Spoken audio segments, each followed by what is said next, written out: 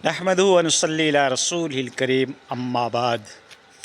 मोहतरम सामीन, मोअज़्ज़ज़ नाज़रीन किराम, आज मैं आपके सामने कुछ ठंडा मीठा एक टॉपिक लेके आया हूँ। हमेशा फ़लई साहब इख्तलाफी और कंट्रोवर्सी मौज़ूआत को उठाता है, जिससे फ़िरक़ों की दुम के ऊपर पैर आता है और उनकी चीखें निकलती है कि फ़लई साहब इस तरीके के आप क्यों मौज़ूआत को इख्तियार करते हो। कोई दीनी बातें बताया करो ठंडे अंदाज़ में, मीठे अंदाज़ में, पापा डैडी के अंदाज़ में, जैसे गामदी का अंदाज़ है, मौलाना तारिक जमील का अंदाज़ है, उसमें आप बातें बताया करो।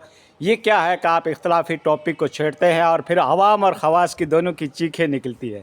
तो दोस्तों, जो हड्डी का सर्जन होगा वो जब आपकी हड्डी की रिमेंडी करेगा, आपके अंदर इम्प्रूव लाएगा, तो ज़रूर आपको तकलीफ़ होगी और आपकी चीखें निकलेगी। तो जब तौहीद का ज़िक्र होगा, अल्लाह की वहदानियत का ज़िक्र होगा और सिरात मुस्तकीम का ज़िक्र होगा, तो बरसों की अकायद की बेल जो हमारे दिमागों के ऊपर चढ़ी हुई है, हमारे और आबा और अजदाद की ट्रेडिशनल चली आ रही है, उसको कोई उतारने जाएगा तो ज़रूर चीखें निकलेगी। इस्लाम का सही एटीट्यूड और इस्लाम का सही मनहज बयान किया जाएगा तो लोगों की चीखें ज़रूर निकलेगी। लेकिन आलिम रब्बानी का काम है कि वो हक़ को बयान करने का, हक़ को छुपाने का नहीं। ठीक है। अक्सर व बेशतर हमारे ख़तीब हज़रात जो हैं वो आपको कहानियाँ सुनाते हैं, स्टोरी सुनाते हैं, लतीफ़े सुनाते हैं, और जब कोई आलिम लतीफ़ा बयान करता है तो अब पब्लिक की समझ में आ जाता है कि कुरान हदीस से हट के बयान कर रहा है। ना तो कुरान का कोई रेफरेंस, ना कोई हदीस का आर्ग्यूमेंट, बल्कि वो अपनी तरफ से स्टोरियाँ सुनाता है। अब लोगों के अंदर इतनी अवेयरनेस आ गई है कि जब कोई ख़तीब स्टेज पे चढ़कर, मिंबर रसूल पे चढ़कर जब वो बयान करता है तो पब्लिक के फ़ौरन दिमाग में आ जाता है कि हाँ, ये मौलवी तो स्टोरी बयान कर रहा है। तो दोस्तों, आज मैं आपके सामने मीठी मीठी बातें लेके आया हूँ जो हर एक के हज़म हो जाए। कोई हाई डोज नहीं है। ठीक है। हम सबको मालूम है कि मरना है और खुदा के घर जाना है। ये तो पागल से पागल और बच्चे को भी ये मालूम है कि ये दुनिया हमें छोड़नी है एक दिन। तो उसके लिए हम तैयारी क्या कर रहे हैं?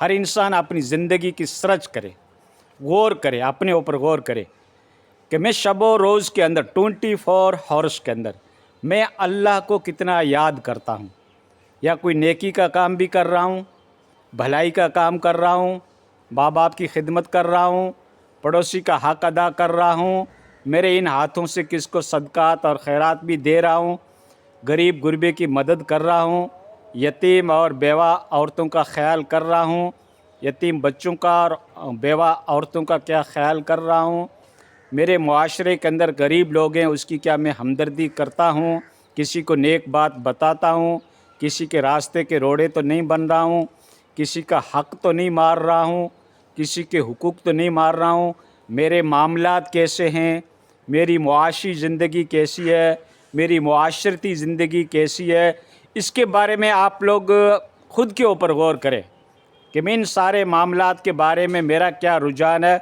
मैं कितना उसको ज़िंदगी में इम्प्लीमेंट कर पाता हूँ। ये हर इंसान गौर कर सकता है। जो इस्लाम की बेसिक नीड है उसके ऊपर मैं कितना चल पा रहा हूँ, कितना अमल कर रहा हूँ, नेकी कितनी कमा रहा हूँ, या मैं शबो रोज़ के अंदर बुराई ही बुराई कर रहा हूँ, गिला ही गिला कर रहा हूँ, किसी को परेशान कर रहा हूँ, किसी के हक़ और हुकूक का मैं ख्याल नहीं करता। दोस्तों, एक होता है हुकूक अल्लाह, अल्लाह का हक़, जैसे नमाज, रोज़ा, ज़कात, हज, सदक़ात और खैरात वग़ैरह वग़ैरह। ये अल्लाह के हक़ हैं, उनका राइट है, उनका अधिकार है कि हमको अदा करना ही पड़ेगा, नहीं तो खुदा के घर पकड़ होगी। और एक होता है हुकूकुल इबाद, बंदे का हक़, जैसे हम किसी उसको तकलीफ़ तो नहीं दे रहे, किसी को नाजायज़ परेशान तो नहीं कर रहे हैं, किसी का माल हड़प तो नहीं कर रहे हैं नाजायज़ तरीके से, किसी के ज़मीन के ऊपर, किसी की जायदाद, किसी प्लॉट के ऊपर हमने कब्ज़ा तो नहीं कर रखा है। किस तरीके से इंसानी हुकूक में जो भी चीज़ें आती है इसको हुकूकुल इबाद कहा जाता है। अल्लाह ताला अपना हक़ तो माफ़ कर सकता है, जैसे आपने नमाज़ छोड़ दी, रोज़ा छोड़ दिया, अल्लाह अगर चाहे तो इन फ़राइज़ को माफ़ कर सकता है। वो कादिर मुतलक है, वो गफ़ूर रहीम है, वो अर्रामुर राहिमीन है, वो अकरमुल मुकरमीन है, माफ़ कर सकता है। अल्लाह के लिए कोई बैद नहीं। اس کا دریائے رحمت جوش میں آ جائے تو بڑے سے بڑے گناہ معاف کر سکتا ہے، یہاں تک کہ زمین سے لے کر آسمان تک کا خلا اگر آپ نے پر کر رکھا ہے گناہوں سے کر کر کے اللہ اگر چاہے تو اس کو معاف کر سکتا ہے۔ لیکن ایک حق ہوتا ہے بندے کا اگر آپ نے پیسے ٹکیا مار رکھا ہے یا اس کی زمین ہڑپ کر رکھی ہے یا اس کو ملنے والا حق آپ نے غصب کر لیا ہے تو یہ بندے کا حق کہلائے گا اور یہ اللہ تعالیٰ معاف نہیں کرے گا، بندے سے ہی کرانا پڑے گا۔ اگر زندگی میں آپ اس سے معاف کرا لیتے ہیں تو ٹھیک، نہیں تو مرنے کے بعد عالم آخرت میں آپ کی نیکیاں اس کو دی جائے گی، کیونکہ دوسرا تو آپ کے پاس اس کا رد بدل ہے نہیں، کیا آپ دو گے؟ کچھ ٹوٹی پھوٹی آپ نے نیکیاں کر رکھی ہوگی، اور نیکیاں بھی ہم کتنی کرتے ہیں، وہ ہوگی وہ جس بندے کا آپ نے حق مار رکھا ہے اس بندے کو وہ نیکیاں دی جائے گی۔ اور پھر اگر نیکیاں نہیں بچے گی اور بھی حقوق بندے کے نکل گئے تو بندے کے گناہ اس کے اوپر ڈال دیے جائیں گے، ٹھیک ہے نا؟ ہاں، بندے کا اگلے کا گناہ اس کے اوپر ڈال دیا جائے گا، اس طریقے کا صلہ ملے گا آپ کو۔ اللہ را توبہ کر لو، اور ابھی کسی کا حق اور حقوق مار رکھا ہے پیسے ٹکے کے حساب سے، زمین جائیداد کے حساب سے، مار کٹائی کے ذریعے سے، کوئی بھی بندے کا حق ہے، اگر آپ نے اس کو تکلیف دے رکھی ہے، کسی کے راستے کے روڑے بنے ہو، کسی کی ترقی کے راستے میں روڑے بنے ہو اور آپ نے اس کو گرانے کی کوشش کی ہے، اور یا پھر گلا کر کے وغیرہ وغیرہ حقوق العباد جو ہیں وہ آپ کو اس سے معافی مانگنی پڑے گی، ٹھیک ہے؟ ہاں، نہیں تو آپ کی نیکیاں اگلے کو دی جائے گی۔ اور دوستو، نیکی کی اشد ضرورت ہے۔ قیامت کے دن ماں باپ بھی آپ کو نیکی نہیں دیں گے۔ جو ماں شفقت کرتی ہے نا، آج ماں خود تکلیف برداشت کر لیتی ہے، گیلے پہ سو جاتی ہے، بچے کو سوکھے پہ سلاتی ہے، کوئی مصیبت آتی ہے تو ماں پہلے کھڑی ہو جاتی ہے، بچے کو پیچھے رکھتی ہے کہ مصیبت میرے اوپر آ جائے، میری اولاد کے اوپر نہ آئے۔ اتنی ماں رقیق القلب ہوتی ہے، شفیق ہوتی ہے، مہربان ہوتی ہے بچے کے اوپر، ماں کے دل کے اندر بچے کی ایسی محبت ہوتی ہے۔ لیکن قیامت کے دن یہی ماں اگر بچے کو ایک نیکی کی ضرورت پڑے گی اولاد کو تو اس کے لیے دینے کے لیے تیار نہیں ہوگی، نفسی نفسی کا عالم ہوگا، کوئی کسی کا نہیں ہوگا، ٹھیک ہے؟ یہ جائیداد، یہ مالیے، یہ دولتیں، یہ ثروتیں، یہ پاسبلٹیاں اور یہ جو آپ کی گاڑی گھوڑے، یہ سب دنیا میں رہ جائیں گے۔ یہ دنیا کی زینت ہے، یہاں کی آسائش ہے، یہاں تم بہت مالدار کہلائے، بہت تمہاری پاپولرٹی بڑھی، تمہاری شہرت بڑھی، تمہاری تشہیر بڑھی، ہاں تمہاری ڈگنیٹی بڑھی، تمہاری پرتشٹھا بنی کہ وہ اتنا کروڑ پتی تھا، اتنا مالدار تھا، اتنا وہ فائنسر تھا، اتنا وہ دولت مند تھا۔ لیکن دولتیں کسی کے ساتھ نہیں گئی ہے کیا؟ مجھے بتاؤ، آپ نے آبزرو کیا ہوگا، مشاہدہ کیا ہوگا، کئیوں کو دفنایا ہوگا، دولت مندوں کو دفنایا ہوگا، منسٹروں کو بھی آپ نے دفنایا ہوگا، لیکن کیا کسی کے ساتھ دولت گئی؟ کیا کسی کے ساتھ بینک بیلنس گیا؟ کیا اس کی طاقت کام آئی؟